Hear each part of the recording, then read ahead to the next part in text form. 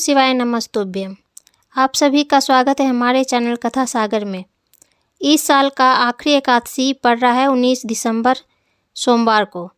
तो इस साल का जो आखिरी एकादशी उसे ज़रूर से ज़रूर करें। अगर आपका कोई मनोकामना पूर्ण नहीं हुआ है तो ये उपाय जैसे कि पंडित प्रदीप जी मिश्रा बता रहे हैं तो ज़रूर से ज़रूर करें, जिससे कि आने वाला साल 2023 आपका बहुत अच्छा हो। तो अब सुनते हैं प्रदीप जी मिश्रा को। बहुत बहुत बधाइयां महाराज। सोमवार की एक चक्षु नरियल, एकाक्षु नरियल, श्रीफल, त्रिचक्षु एक चक्षु। श्रीफल देखा होगा नारियल। नारियल में पीछे की ओर जहां से जटा होती है और पकड़ के जहां से फोड़ते नारियल को, उस जटा के पास में 3 छिद्र होते हैं। शंकर भगवान को पूर्णता में देने वाला और शंकर भगवान के द्वारा संकट हरने वाला एक फल, वो कहलाता श्रीफल। आपको पशुपति व्रत में कहा था कि पशुपति व्रत में उद्यापन में ना तो आपको ब्राह्मण का भोजन कराना है, उद्यापन में ना कोई जोड़ा जिमाना है। उद्यापन में एक काम करना है। क्या बताया था कि शंकर भगवान को 108 बेलपत्र समर्पित करना। जब पशुपति व्रत आपके पूर्ण हो जाए, 5 सोमवार पूरे हो जाए, 108 बेलपत्र समर्पित कर देना। बेलपत्र नहीं हो तो 108 चावल के दाने समर्पित कर देना। वो ना बने 108 सफेद फूल समर्पित कर देना। 108 सफेद फूल भी नहीं हो, मूंग समर्पित कर देना। जो तुम्हारे पास में हो 108 वो समर्पित कर देना। और फिर एक श्रीफल नारियल लेना, उस पे 11 रुपए रखकर शंकर जी के मंदिर में शिव जी को समर्पित कर देना। ये उद्यापन हो गया पशुपति व्रत का। उस श्रीफल में, उस फल में, उस नारियल में 3 नेत्र होते हैं। नारियल का जहां जटा होती है, जहां से पकड़कर फोड़ते हैं, उसके उस तरफ देखेंगे 3 नेत्र मिलेंगे, 3 छिद्र मिलेंगे। वो 3 चक्षु हैं। शंकर के 3 नेत्र हैं वो। और कितना सुंदर लिखा है महाराज। स्कंद पुराण के अंतर्गत वर्णन किया है, भविष्य पुराण के अंतर्गत स्मरण किया है। एक चक्षु नारियल मतलब 10,000 नारियल में एक नारियल ऐसा होता है, एक श्रीफल ऐसा होता है जिसके 3 नेत्र की जगह 1 नेत्र होते हैं। कितने नेत्र होते हैं?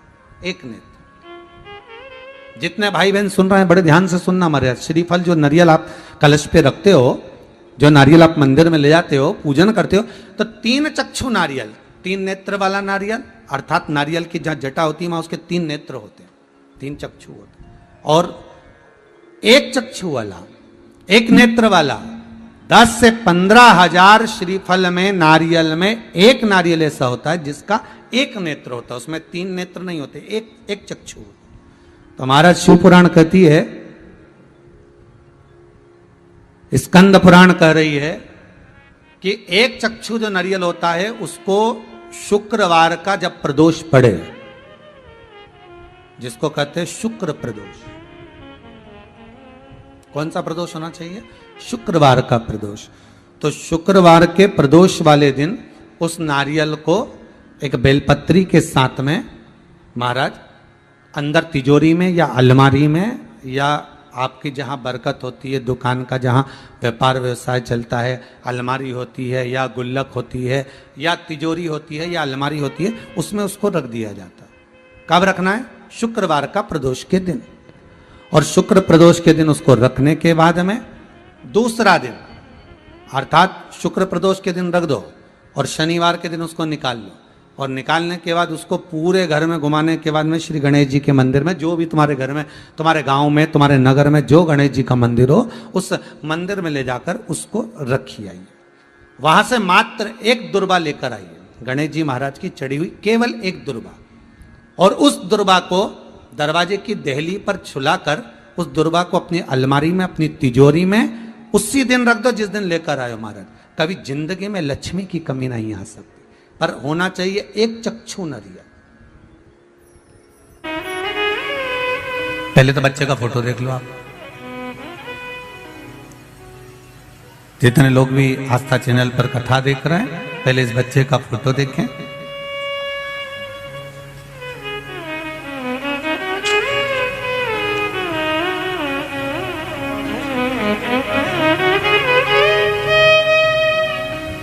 मेरा नाम मंजू बबन पांडे है।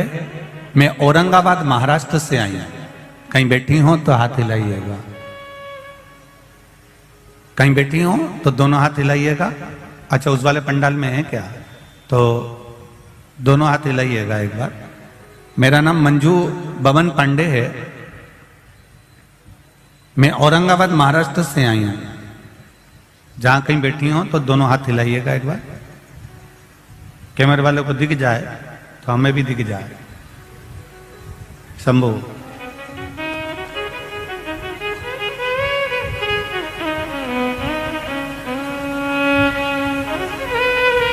एक लोटा जल टीवी के सामने सुनी हुई कथा का क्या वर्णन करूं गुरुजी।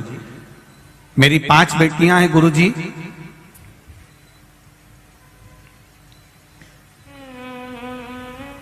तीन अप्रैल 2022 को मेरे चौथे नंबर की बेटी सोनोग्राफी करा के आई तो रिपोर्ट नॉर्मल थी गुरुजी। 11 अप्रैल 2022 को उसको दिक्कत शुरू हो गई और डॉक्टर ने उसकी डिलीवरी डेट 14 अप्रैल दी, लेकिन उसको दिक्कत 11 को शुरू हो गई और अपने यहाँ रामनवमी के यज्ञ में बैठी थी। 4 बजे हम उसे लेकर हॉस्पिटल लेकर गए, उसका ऑपरेशन शुरू किया।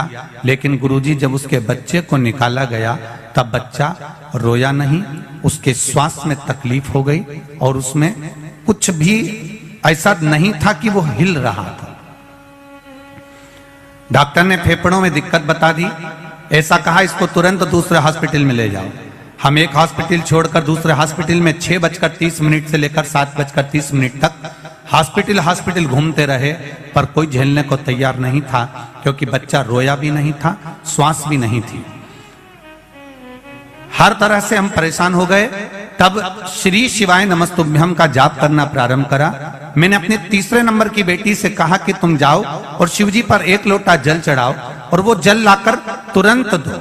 बेटी ने जल लाकर शंकर भगवान का चढ़ाया हुआ जल लाकर दिया और बाबा की कृपा से, शिव की कृपा से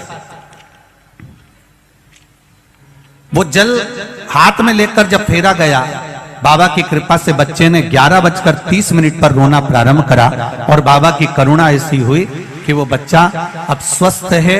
उसका फोटो भी लगाया है गुरुजी, और जिस समय वो हालत गंभीर थी उस समय भी लगाया है। उसकी सारी रिपोर्ट लगा रही हूं उस बच्चे की कि उसके फेफड़े आदि कुछ भी काम नहीं करते थे, यहां तक उसके एक्सरे आदि सब लगाए गए हैं, पूरी रिपोर्टें लगाई गई है। गुरुदेव, ये शिव शंकर का भरोसा और विश्वास है जो आज मेरी गोद में मेरा बाबा का प्रसाद है। ये शिव कृपा है। हर हर शिव भक्ति में भगवान शंकर की अविरल भक्ति का जो सुख है, भगवान शिव की अविरल भक्ति का जो आनंद है, वो आनंद कोई साधारण नहीं। बैठिए बहन, जहां कहीं भी आप बैठ जाइए। श्री शिवाय नमस्ते। यह आनंद भक्ति का एक सुख है। तो जब माता उमा जब प्रगटी तो उनका केश भूमि पर गिरा और भूमि पर गिरने के कारण उससे एक वृक्ष उत्पन्न हुआ जो नीम का वृक्ष कहलाता, निमाड़ी का वृक्ष कहलाता। इसलिए साउथ में, दक्षिण में नीम के वृक्ष को स्वयं देवी का प्रतिबिंब माना जाता है। नीम के वृक्ष को स्वयं माता का प्रागट्य उत्सव माना जाता है। नीम के वृक्ष को स्वयं देवी का भाव वर्णित किया जाता है।